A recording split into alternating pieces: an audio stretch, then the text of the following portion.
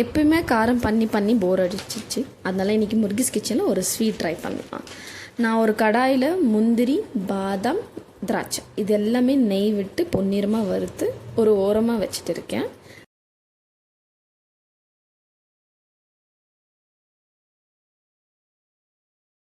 அதுக்கப்புறம் அதே கடாயில் நம்ம ரவை, ரோஸ்டட் ரவை தான் நான் சேர்த்துட்டு இருக்கேன். அது நல்லா பொன்னிறமாக வறுத்துக்கோங்க.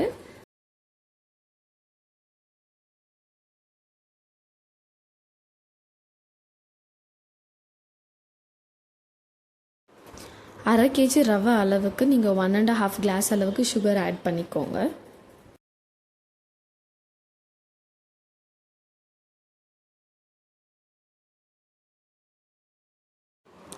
இப்போது ஒரு பிஞ்சு அளவுக்கு குங்குமப்பூ அதில் சேர்த்து நல்லா ரோஸ்ட் பண்ணிக்கோங்க.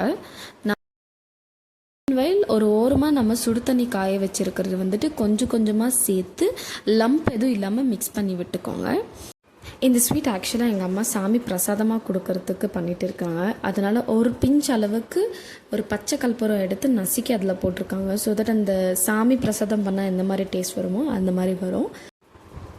இப்போ நம்ம ஃப்ரை பண்ண நட்ஸும் அதுக்கப்புறம் நெய்யும் கொஞ்சம் கொஞ்சம் சேர்த்து அதில் மிக்ஸ் பண்ணி விட்டிங்கன்னா கோயிலுக்கு கொடுக்க பிரசாதம் இஸ் ரெடி.